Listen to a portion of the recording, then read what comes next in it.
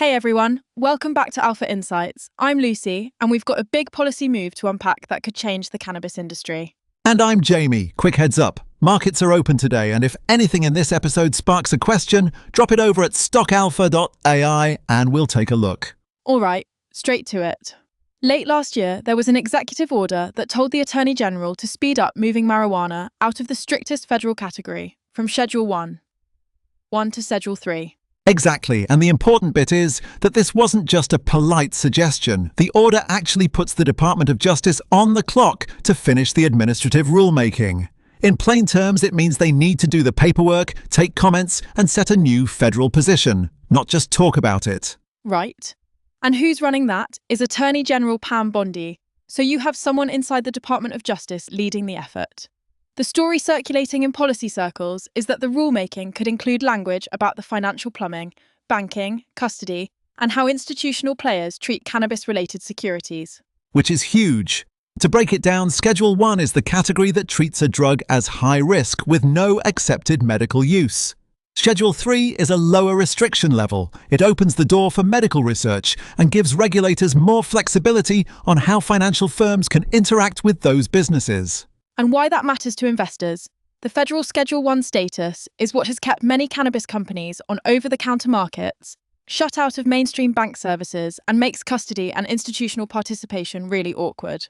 Put another way, if the Department of Justice lays out the rescheduling and explicitly clarifies banking and custody rules, you could see reduced counterparty risk, bigger pools of liquidity, and eventually more institutional money coming in.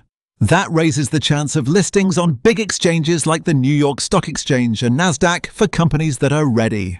Now, some names that people are watching: Truliev, Tilray Brands, Canopy Growth, Green Thumb Industries, and broad exposure vehicles like the Advisor Shares Pure US Cannabis ETF.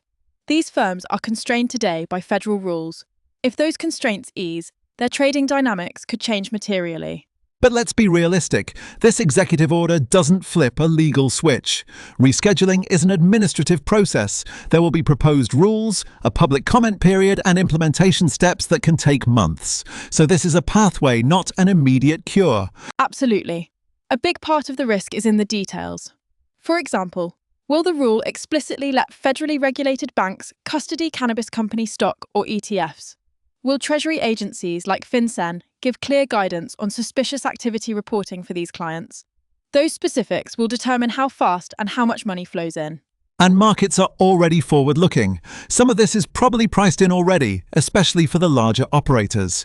But a clear regulatory map would likely accelerate listings, improve access to capital, and lower borrowing costs for the stronger companies. One more practical investor point. If you want exposure right now without picking single names, the ETF we mentioned gives broad US operator exposure.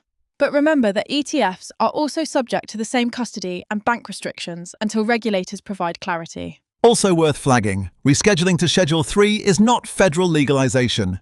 It changes how the federal government regulates the substance and opens research and banking doors, but it doesn't eliminate state rules or other regulatory hurdles. Good call. So let's wrap up with what to watch in the coming weeks. 1. Look for any formal rule filings from the Department of Justice. 2. Watch statements or guidance from Treasury and bank regulators.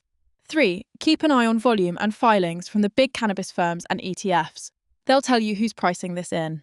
And for traders, be mindful of volatility. This is policy-driven movement which can spike on headlines. For longer-term investors, it's about the structural changes: banking access, custody, mainstream listings, and institutional flows. So, quick recap together. Rescheduling has been accelerated by an executive direction to the Attorney General.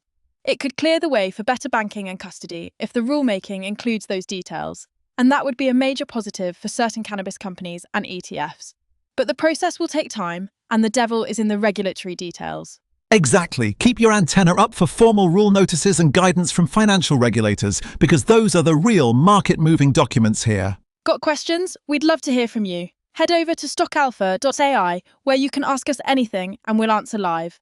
And while you're there, check out more market content. Thanks for listening. We'll be watching this story closely and we'll bring updates as soon as filings drop. Catch you next time on Alpha Insights.